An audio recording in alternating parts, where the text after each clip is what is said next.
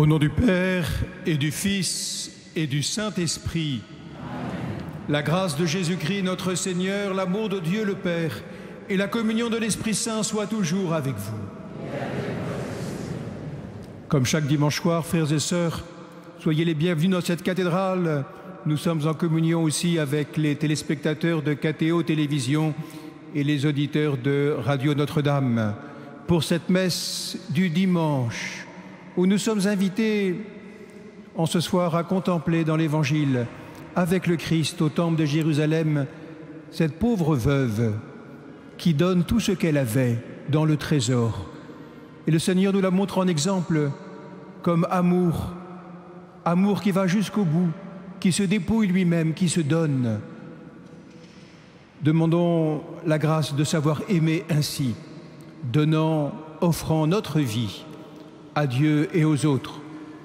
Quelques instants en silence, demandons pardon pour nos péchés, accueillons cette miséricorde qui nous permet de ressembler au Christ en aimant totalement.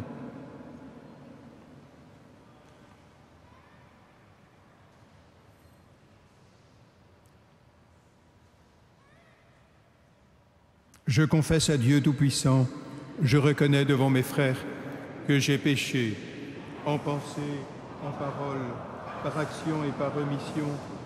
Oui, j'ai vraiment péché. C'est pourquoi je supplie la Vierge Marie, les anges et tous les saints, et vous aussi mes frères, de prier pour moi le Seigneur notre Dieu. Que Dieu Tout-Puissant nous fasse miséricorde, qu'il nous pardonne nos péchés et nous conduise à la vie éternelle.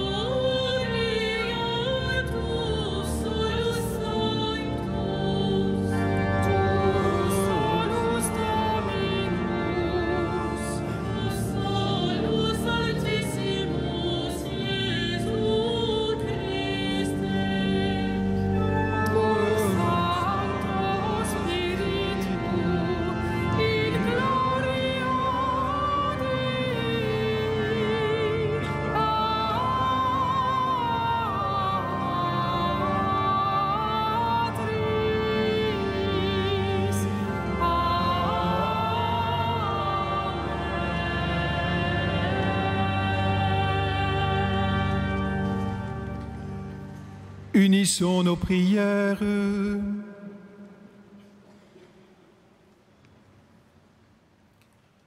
Dieu qui est bon et tout-puissant, éloigne de nous tout ce qui nous arrête, afin que sans aucune entrave, ni d'esprit, ni de corps, nous soyons libres pour accomplir ta volonté.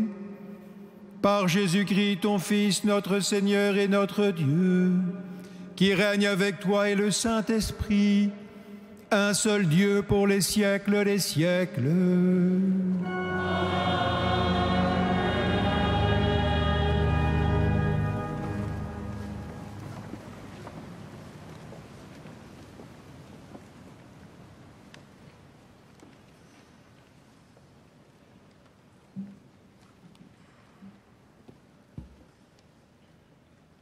Lecture du premier livre des rois.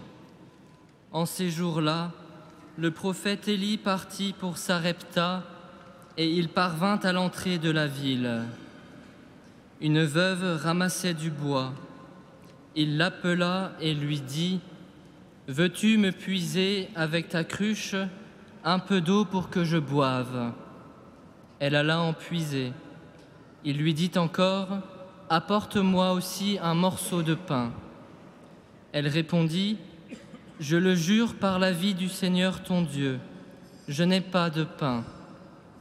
J'ai seulement dans une jarre une poignée de farine et un peu d'huile dans un vase. Je ramasse 2 morceaux de bois, je rentre préparer pour moi et pour mon fils ce qui nous reste. Nous le mangerons et puis nous mourrons. » Élie lui dit alors : « N'aie pas peur, va, fais ce que tu as dit. Mais d'abord, cuis-moi une petite galette et apporte-la-moi. Ensuite, tu en feras pour toi et ton fils. Car ainsi parle le Seigneur, Dieu d'Israël. Jarre de farine, point ne s'épuisera, vase d'huile, point ne se videra, jusqu'au jour où le Seigneur donnera la pluie pour arroser la terre. » La femme alla faire ce qu'Élie lui avait demandé, et pendant longtemps, le prophète, elle-même et son fils eurent à manger. Et la jarre de farine ne s'épuisa pas, et le vase d'huile ne se vida pas, ainsi que le Seigneur l'avait annoncé par l'intermédiaire d'Élie. Parole du Seigneur.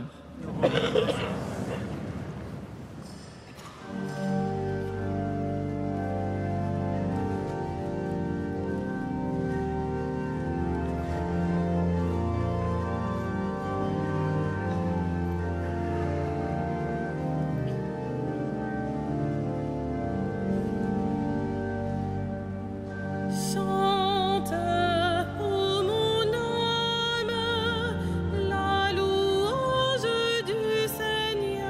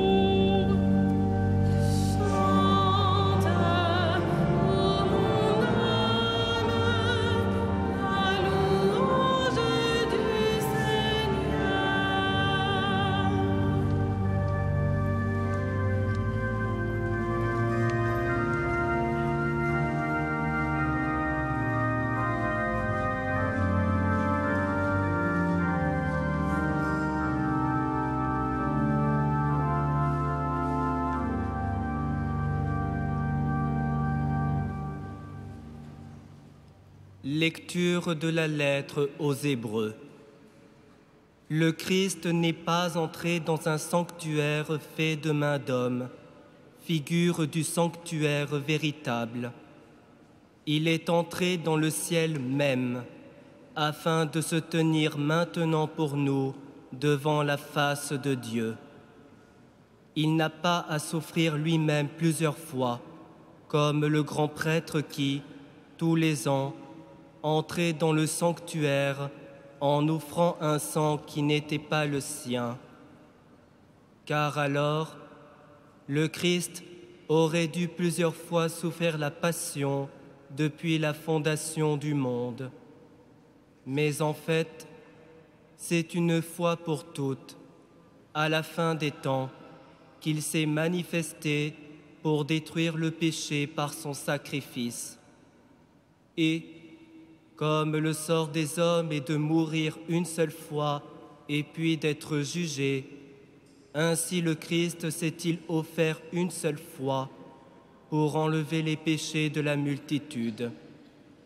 Il apparaîtra une seconde fois, non plus à cause du péché, mais pour le salut de ceux qui l'attendent.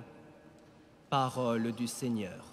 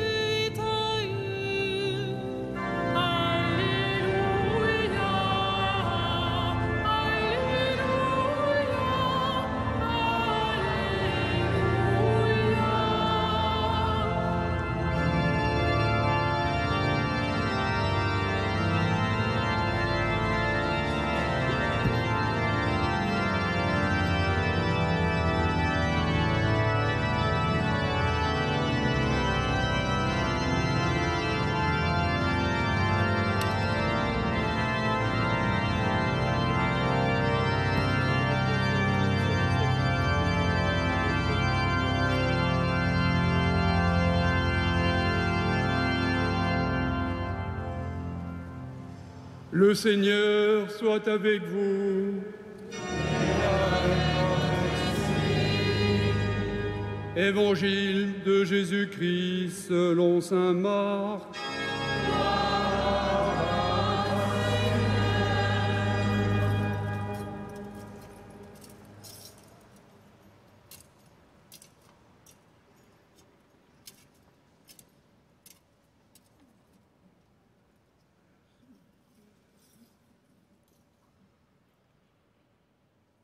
En ce temps-là, dans son enseignement, Jésus disait aux foules : « Méfiez-vous des scribes qui tiennent à se promener en vêtements d'apparat et qui aiment les salutations sur les places publiques, les sièges d'honneur dans les synagogues et les places d'honneur dans les dîners.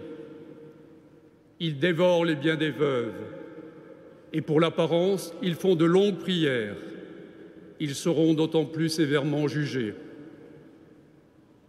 Jésus s'était assis dans le temple, en face de la salle du trésor, et regardait comme la foule y mettait de l'argent. Beaucoup de riches y mettaient de grosses sommes. Une pauvre veuve s'avança et mit 2 pièces de monnaie.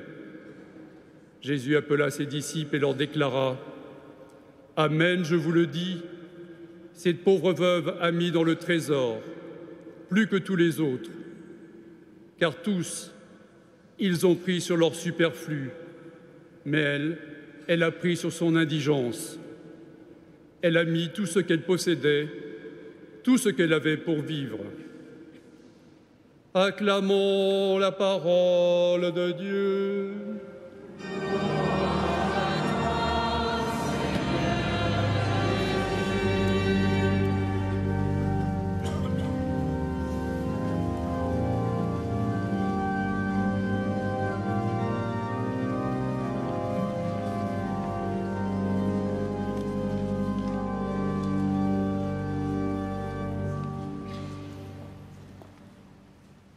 Frères et sœurs, comment aimer en vérité?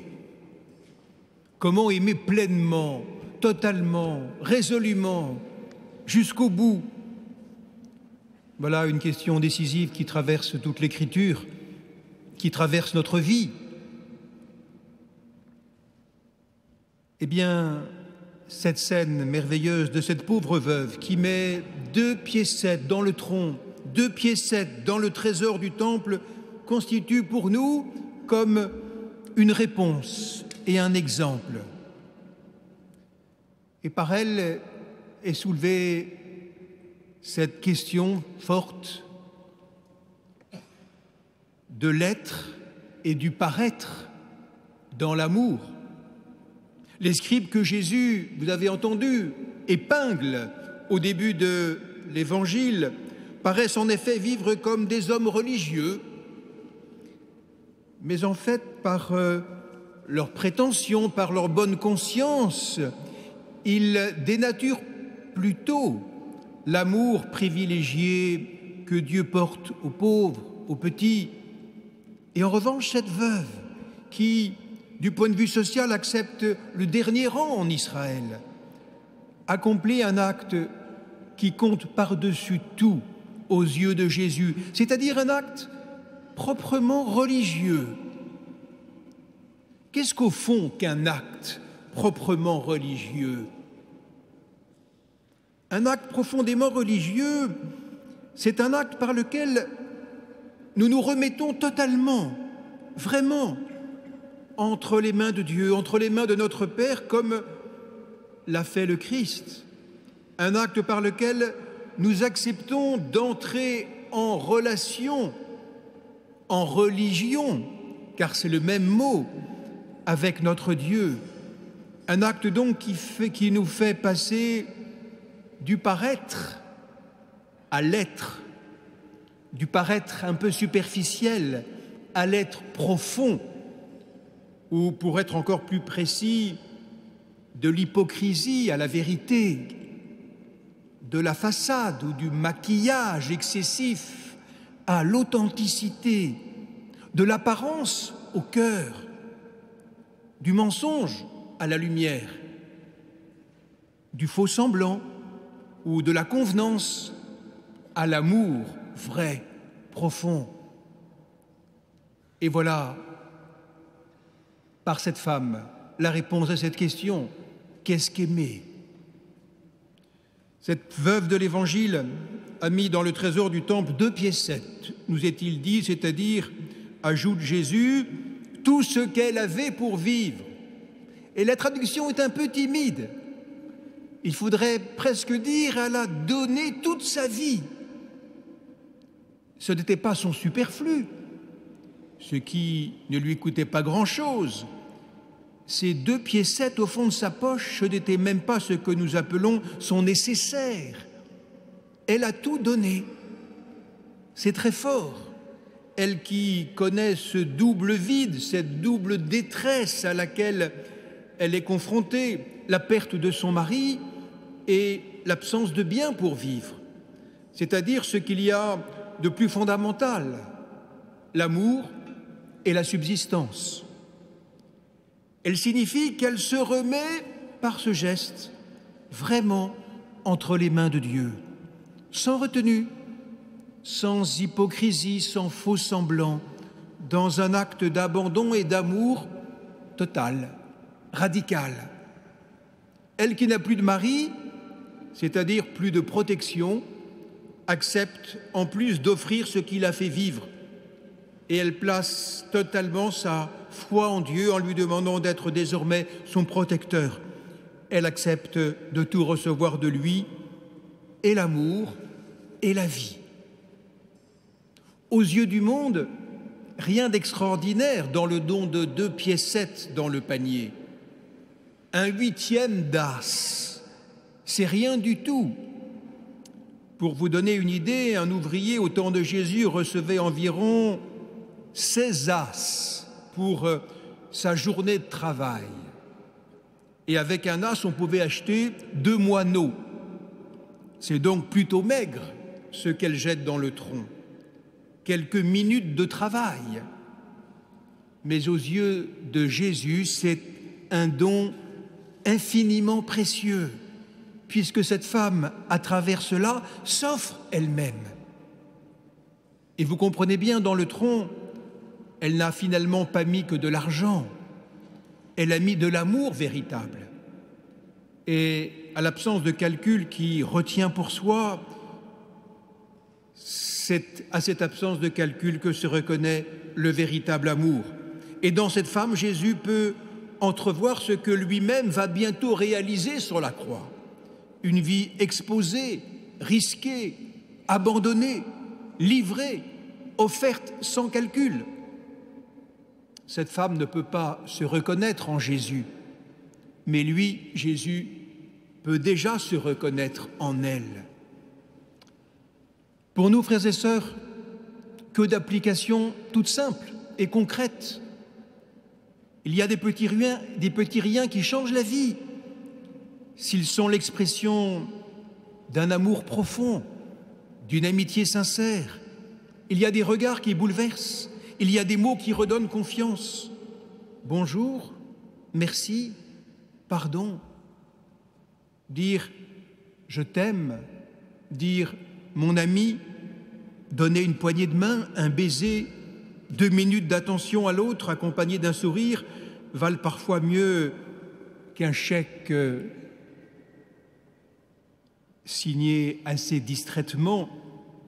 Il faut apprendre à pratiquer les uns sans oublier l'autre. Nous savons tous bien que les plus beaux cadeaux sont ceux qui sont offerts sans raison, ou plutôt qui ont pour unique raison l'amour ou l'amitié. Tiens, voilà, ce cadeau est pour toi. En le voyant, j'ai pensé à toi. Lorsque le don est vécu dans l'amour, nous quittons le champ du superflu, nous quittons le champ du paraître, de l'obligation. Nous donnons tout simplement un peu de ce que nous sommes. Et voilà ce qu'a fait cette veuve de l'Évangile. Et voilà bien sûr ce que Jésus fait en totalité. Le superflu est trop facile. Le don qui nous coûte est le don véritable. Telle est cette veuve de l'Évangile. Alors mes amis, nous sommes déjà le 8 novembre et dans 15 jours, ce sera le dernier dimanche de l'année liturgique. Et très vite le début de l'Avent. N'est-ce pas un bon moment pour établir une sorte de bilan de notre vie de foi et d'amour, sans peur, sans complaisance? Ne serait-il pas bon de nous demander simplement si notre amour de Dieu et de nos frères se traduit effectivement par des gestes authentiques, de dons de nous-mêmes? Si notre foi en Dieu est vraiment, comme le vit cette femme de l'Évangile, une relation personnelle avec le Seigneur, relation construite dans la confiance, l'action de grâce, l'indépendance, l'abandon. Si notre espérance nous conduit à nous remettre au Christ Jésus en vérité, dans la joie comme dans les épreuves de notre vie, posons-nous ces questions. Oui, que cette messe, que cette Eucharistie nous aide avec le Christ et comme cette veuve à remettre notre existence tout entière à notre Père des cieux qui nous aime. Amen.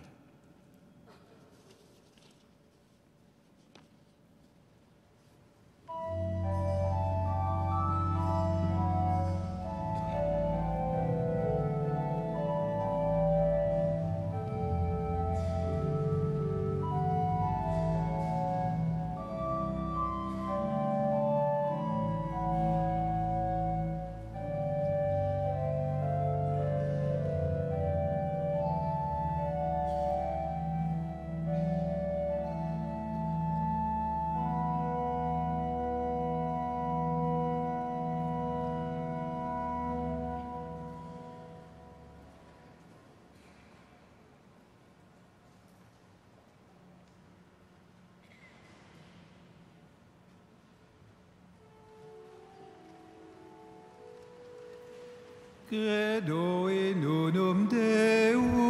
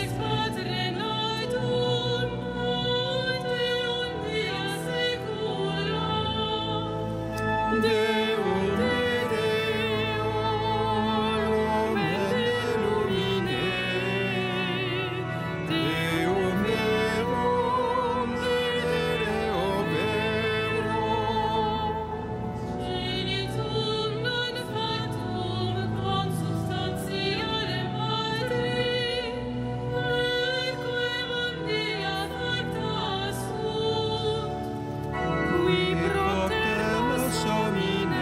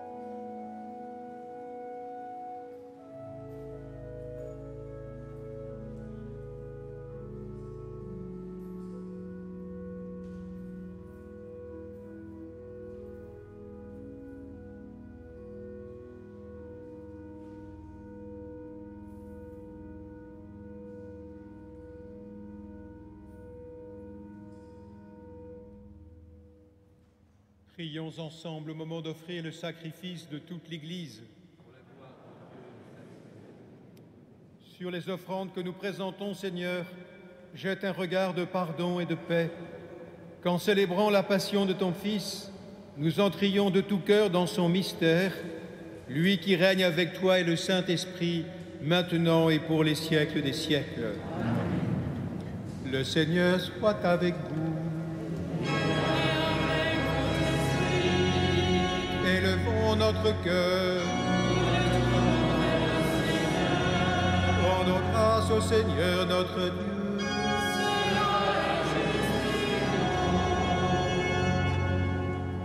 Vraiment, il est bon de te rendre grâce. Il est juste et bon de te glorifier, Père très saint, car tu es le seul Dieu, le Dieu vivant et vrai. Tu étais avant tous les siècles, tu demeures éternellement, lumière au-delà de toute lumière. Toi, le Dieu de bonté, la source de la vie, tu as fait le monde pour que toute créature soit comblée de tes bénédictions et que beaucoup se réjouissent de ta lumière. Ainsi, les anges innombrables qui te servent jour et nuit se tiennent devant toi et, contemplant la splendeur de ta face, n'interrompent jamais leur louange. Unis à leur hymne d'allégresse, avec la création tout entière qui t'acclame par nos voix, Dieu, nous te chantons.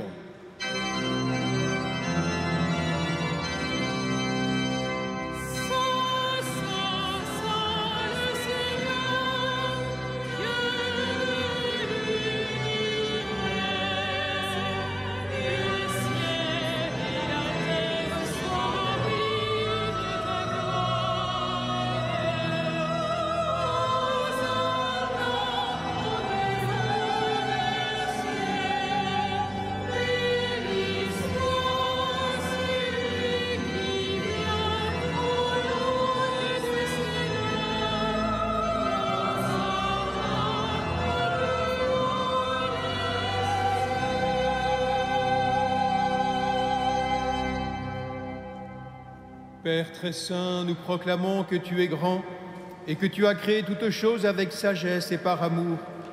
Tu as fait l'homme à ton image et tu lui as confié l'univers, afin qu'en te servant, toi, son Créateur, il règne sur la création. Comme il avait perdu ton amitié en se détournant de toi, tu ne l'as pas abandonné au pouvoir de la mort.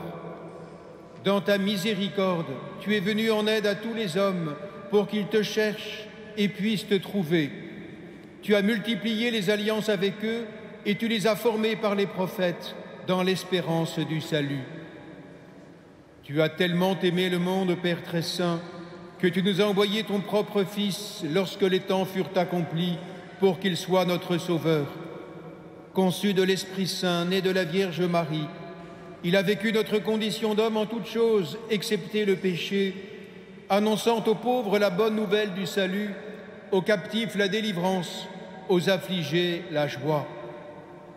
Pour accomplir le dessein de ton amour, il s'est livré lui-même à la mort, et par sa résurrection, il a détruit la mort et renouvelé la vie, afin que notre vie ne soit plus à nous-mêmes, mais à lui qui est mort et ressuscité pour nous. Il a envoyé d'auprès de toi comme premier don fait aux croyants, l'Esprit qui poursuit son œuvre dans le monde et achève toute sanctification. Que ce même Esprit Saint, nous t'en prions, Seigneur, sanctifie ces offrandes, qu'elles deviennent ainsi le corps et le sang de ton Fils, dans la célébration de ce grand mystère que lui-même nous a laissé en signe de l'alliance éternelle. Quand l'heure fut venue où tu allais le glorifier, comme il avait aimé les siens qui étaient dans le monde, il les aima jusqu'au bout. Pendant le repas qu'il partageait avec eux, il prit le pain. Il le bénit, le rompit et le donna à ses disciples en disant : « Prenez et mangez-en tous. Ceci est mon corps livré pour vous. »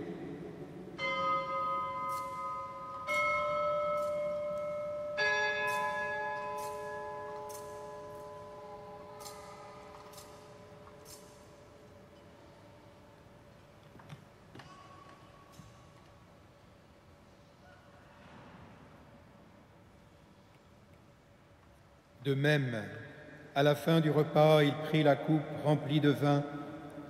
Il rendit grâce et la donna à ses disciples en disant : « Prenez et buvez-en tous, car ceci est la coupe de mon sang, le sang de l'alliance nouvelle et éternelle, qui sera versé pour vous et pour la multitude en rémission des péchés. Vous ferez cela en mémoire de moi. »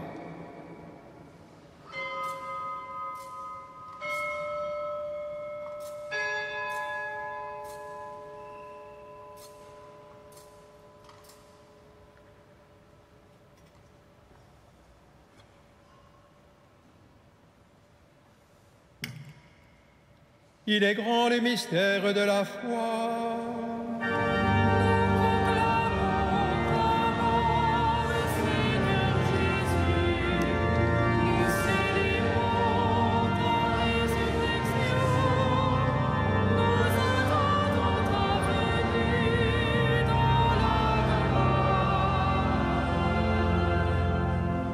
Voilà pourquoi, Seigneur, nous célébrons aujourd'hui le mémorial de notre rédemption, en rappelant la mort de Jésus-Christ et sa descente au séjour des morts, en proclamant sa résurrection et son ascension à ta droite dans le ciel, en attendant aussi qu'il vienne dans la gloire.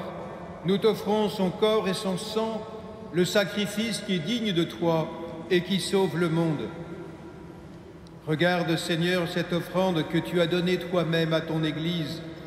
Accorde à tous ceux qui vont partager ce pain et boire à cette coupe d'être rassemblés par l'Esprit Saint en un seul corps, pour qu'ils soient eux-mêmes dans le Christ une vivante offrande à la louange de ta gloire.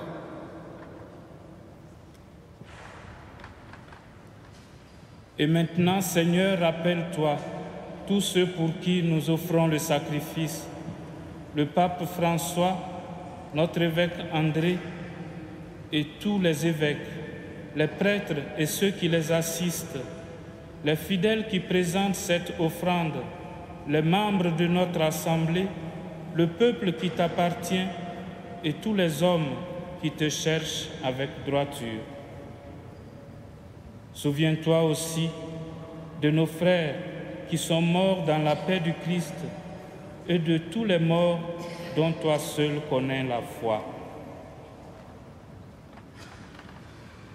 À nous qui sommes tes enfants, accorde, Père très bon, l'héritage de la vie éternelle auprès de la Vierge Marie, la bienheureuse Mère de Dieu, de Saint Joseph, son époux, auprès des apôtres et de tous les saints dans ton royaume, où nous pourrons, avec la création tout entière, enfin libérés du péché et de la mort, te glorifier par le Christ notre Seigneur, par qui tu donnes au monde toute grâce et tout bien.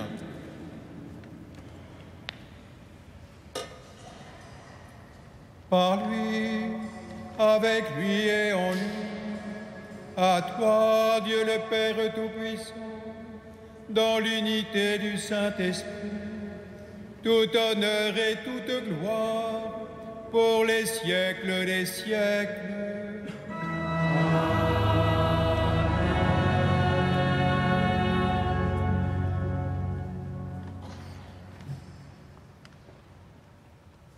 Frères et sœurs, unis au Christ, apprenons à donner toute notre vie.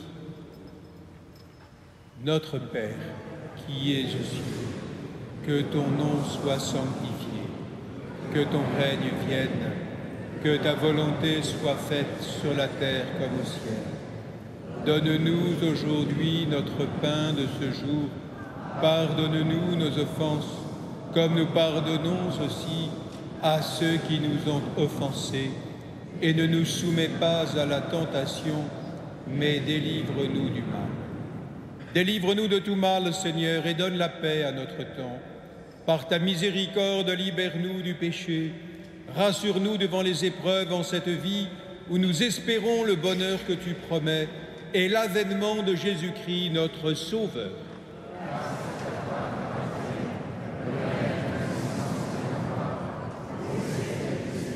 Seigneur Jésus-Christ, tu as dit à tes apôtres, « Je vous laisse la paix, je vous donne ma paix. Ne regarde pas nos péchés, mais la foi de ton Église. pour que ta volonté s'accomplisse, donne-lui toujours cette paix et conduis-la vers l'unité parfaite, toi qui règnes pour les siècles des siècles. Amen. Que la paix du Seigneur soit toujours avec vous. Frères et sœurs, dans la charité du Christ, donnez-vous la paix.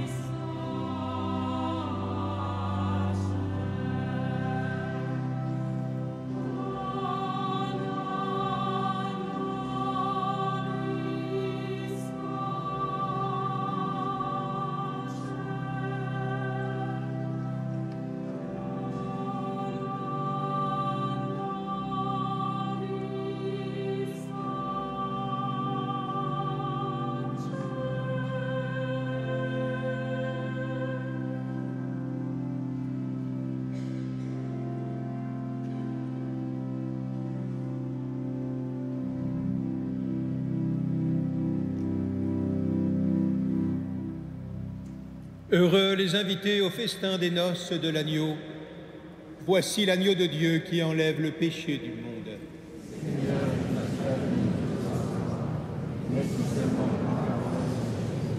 le corps de Christ.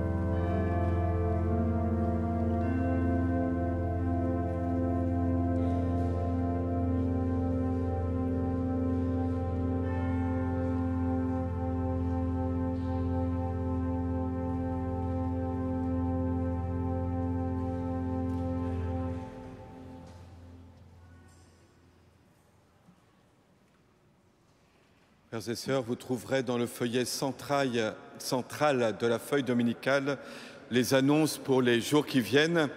Dimanche prochain, la quête est pour le Secours catholique. Vous savez à quel point le Secours catholique intervient pour aider de nombreuses détresses. Et voilà, donc votre générosité est sollicitée dimanche prochain pour le Secours catholique. Dans l'après-midi, ici à Notre-Dame, il y aura la messe pour la fête de Saint-Hubert.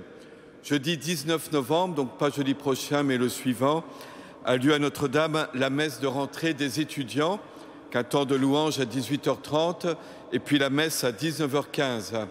Et donc pas la messe habituelle du soir, mais à 19h15. C'est un événement important de la vie de notre diocèse. La cathédrale est pleine d'étudiants, donc il est bon de faire diffuser l'information auprès des étudiants que nous connaissons.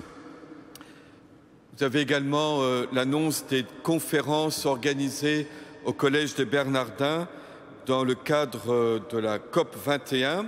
Vous avez plusieurs cardinaux et puis le patriarche Bartholomé également, ainsi qu'un évêque anglican, Monseigneur Nicolas Oltam, qui viennent donner des conférences sur notre responsabilité de chrétiens vis-à-vis de la création. Vous avez tous les détails sur la feuille. Puis il y a des concerts, un concert à Notre-Dame le 17 novembre avec la maîtrise et puis le chœur d'enfants. Vous avez également le programme et puis enfin les auditions d'orgue qui continuent chaque samedi soir.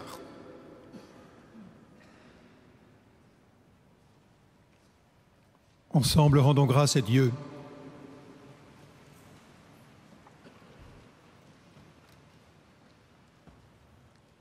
Fortifiés par cette nourriture sainte, nous t'adressons, Seigneur, nos actions de grâce et nous implorons ta miséricorde. Que l'Esprit Saint fasse persévérer dans la droiture ceux qui ont reçu la force d'en haut, par Jésus, le Christ, notre Seigneur, pour les siècles des siècles. Amen. Le Seigneur soit avec vous. Que Dieu Tout-Puissant vous bénisse, le Père, le Fils et le Saint-Esprit. Allez dans la paix du Christ, nous rendons